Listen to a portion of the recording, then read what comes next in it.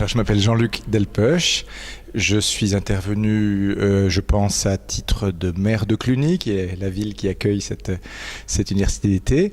Et puis, je suis aussi lié à l'histoire de ces rencontres européennes, puisque j'ai en fait lancé cette opération il y a un peu plus de 10 ans maintenant, quand j'étais directeur de cette école. Qu'est-ce qui vous a motivé à participer à cette fabuleuse aventure de la Convention ? Ce qui m'a motivé, c'est que j'avais eu la chance, dans le cadre de mon métier, de travailler sur des questions européennes. Et je me disais qu'en fait, moi j'avais découvert ça un peu comme un autodidacte. J'avais jamais étudié le droit européen, mais je me suis retrouvé dans des situations qui m'ont amené à m'intéresser à ces questions. Et je me suis rendu compte que c'était finalement pas si compliqué que ça. Et surtout qu'il y avait besoin d'idées nouvelles, qu'on ne fallait pas laisser ça simplement à des professionnels, à des experts, mais qu'il y avait besoin en fait d'un moteur citoyen dans la construction européenne. Et je me suis dit, mais pourquoi pas proposer quelque chose qui permette vraiment, non seulement c'était pas une idée de formation, c'était plutôt une idée d'implication et en fait, de permettre à des idées de s'exprimer. Et donc la toute première année, alors qu'on ne parlait pas encore du tout de ça au niveau officiel, on a lancé l'idée de l'adoption d'une constitution européenne par des jeunes. Et c'est comme ça que les choses ont commencé. Et puis après, au départ, moi, l'idée c'était vraiment de le faire un an, enfin une espèce de happening. Bon. Et puis ceux qui étaient là ont dit mais c'est trop génial et tout, il faut absolument continuer. Et donc voilà, depuis maintenant 10 ans, ça continue, quoi. 11 ans plus tard, qu'est-ce qu'on en retire comme expérience personnelle et qu'est-ce qu'on pourrait dire aux futurs experts qui seront amenés à intervenir dans les prochaines années ? Qu'est-ce qu'on en retire ? Ça, il faudrait plutôt poser la question à ceux qui participent. Ils pourront le dire tout au long et à la fin. Moi, je pense que déjà, au minimum, ce sentiment de pouvoir avoir accès à des questions qui trop souvent sont préemptées par des gens qui les gardent pour eux et qui ne veulent pas les partager. Donc ça, et puis aussi se constituer des amis dans tous les pays d'Europe. Moi, je trouve que c'est quelque chose d'incroyable, quoi. Et voilà, donc je pense que c'est ça qu'on en retire. Après, quand on est plutôt du côté de ceux qui organisent ou interviennent, c'est cette chance là aussi de bénéficier de questions qui parfois sont un peu déconcertantes, souvent d'idées et puis d'une énergie en fait dans cette construction européenne. C'est ça qui est vraiment intéressant. Solidarité européenne, la force de l'Union, c'est la thématique de cette 11e édition. Qu'est-ce que ça vous inspire ?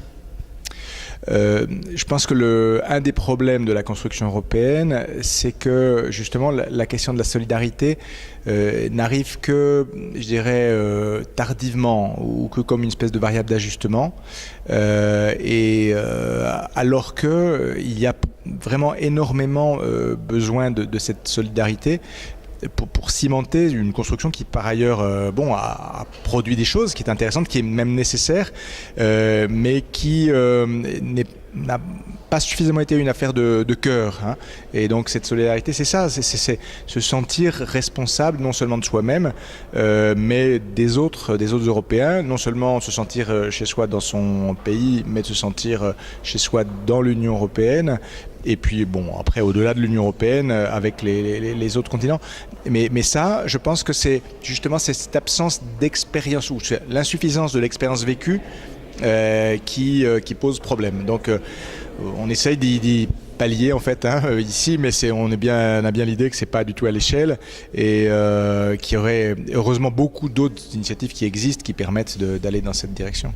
Votre réaction aussi sur une problématique à laquelle on est confronté pour la première fois ici à la Convention cette année-ci.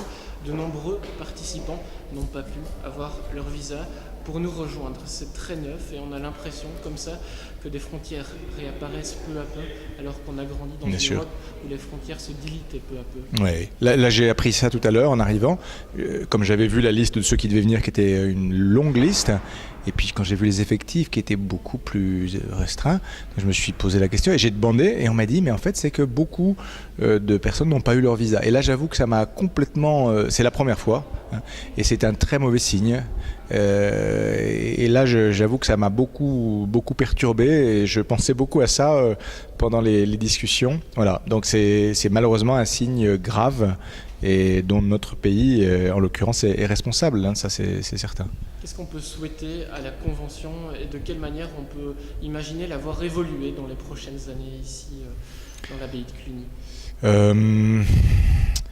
Je pense que l'objectif, il est aussi qu'il y ait, bien sûr, il y a les participants qui vivent pendant 10 jours ici, mais qu'il y ait, et ça c'est pas forcément facile à faire, mais chaque année on y arrive plus ou moins, mais j'aimerais que ce soit plus une occasion de rencontre aussi pour les citoyens qui vivent dans le coin, qu'il y ait davantage de rencontres.